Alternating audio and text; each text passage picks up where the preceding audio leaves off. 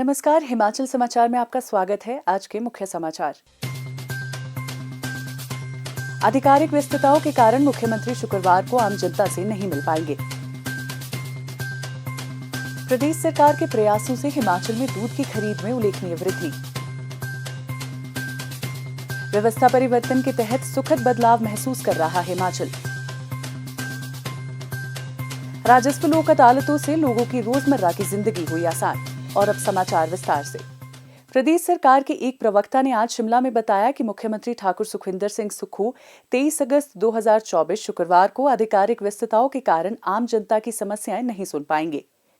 प्रदेश सरकार के सार्थक प्रयासों के फलस्वरूप हिमाचल प्रदेश में मिल्कफेड के माध्यम से दूध की खरीद में उल्लेखनीय वृद्धि दर्ज की गई है। इसका श्रेय किसानों और पशुपालकों को लाभ प्रदान करने के उद्देश्य से लिए गए प्रदेश सरकार के निर्णय को जाता है। मुख्यमंत्री ठाकुर सुखविंदर सिंह सुक्खू ने कहा कि दूध की औसत खरीद 1,90,000 लीटर प्रतिदिन के रिकॉर्ड उच्च स्तर पर पहुंच गई है, जो पिछले वर्ष की 1,40,000 लीटर प्रतिदिन की तुलना में 18% अधिक है।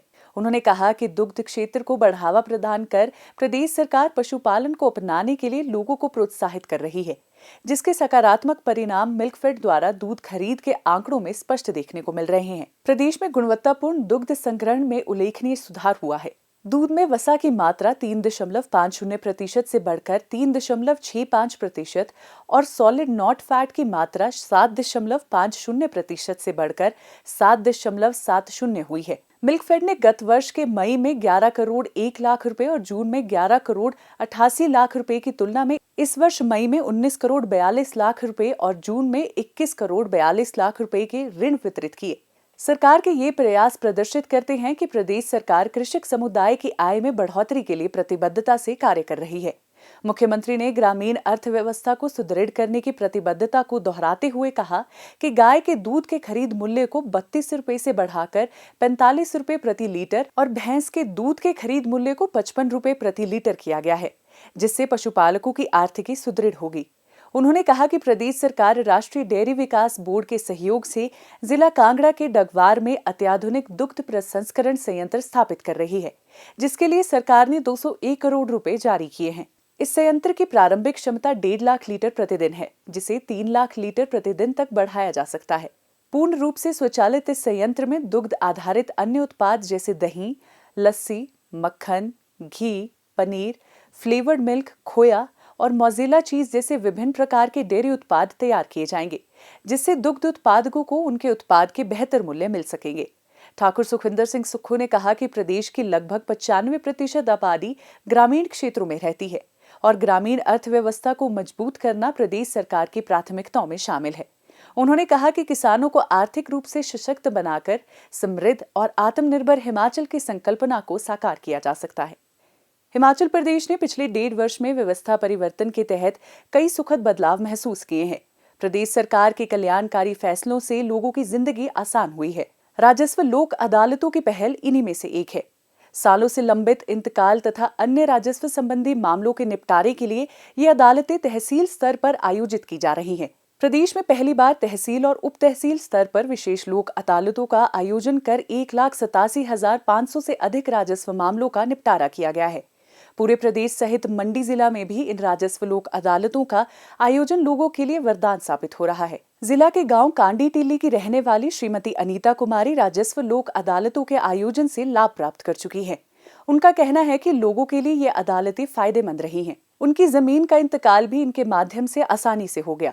मेरा जमीन का मैटर था, हमने जमीन खरीदी थी, जो आज मेरा इंतकाल हो गया है। प्रदेश सरकार के द्वारा चलाई गई यह राजस्व लोक अदालत हमारे लिए काफी फायदेमंद रही। इसके लिए मैं मुख्यमंत्री जी का धन्यवाद करती हूँ। प्रत्येक माह के अंतिम 2 दिनों में ये अदालतें लगाई जाती हैं। बीते जुलाई माह की अंतिम 2 तिथियों में तहसील व उप तहसील स्तर पर इन अदालतों के माध्यम से मंडी जिला में इंतकाल के 1044 मामलों का निपटारा किया गया। इसके अतिरिक्त इसी माह में इंतकाल के 2607 अन्य मामले भी निपटाए गए। जंद्रूकला गांव के श्री देवराज चौहान इसे सरकार का बहुत अच्छा फैसला बताते हैं। उनका कहना है कि इससे जमीन का इंतकाल घर द्वार पर ही संभव हो पाया है। मैं धन्यवाद करना चाहता हूँ सुखविंदर सिंह सुक्खू का, मुख्यमंत्री जी का, जिन्होंने ये पहल की है। इंतकाल के अपने घर द्वार पे ही हो रहा है, इसके मैंने उनका धन्यवाद करना चाहता हूँ। और ये बहुत अच्छा लगा कि जब मैं पहुंचा 10 मिनट पहले, 10 मिनट बाद मेरा इंतकाल हो गया। तो पहले बहुत देर लाइनों में लगना पड़ता था, लोगों को बहुत इंतज़ार करना पड़ता था, लेकिन अब ऐसा नहीं है। सरकार की पहल के लिए मैं धन्यवाद करना चाहता हूँ। इन राजस्व लोक अदालतों में इंतकाल के अलावा तकसीम, निशानदेही, प्रविष्टियों में सुधार इत्यादि के मामले भी निपटाए जा रहे हैं। मंडी जिला में राजस्व अदालतों के माध्यम से तकसीम के 128, निशानदेही के 385 तथा प्रविष्टियों में सुधार के 73 मामले 29 जुलाई तक निपटाए गए, जबकि राजस्व अदालतों में जुलाई के अंतिम 2 दिनों में तकसीम के 54, निशानदेही के 36 तथा राजस्व प्रविष्टियों में सुधार के 9 मामलों का निपटारा किया गया।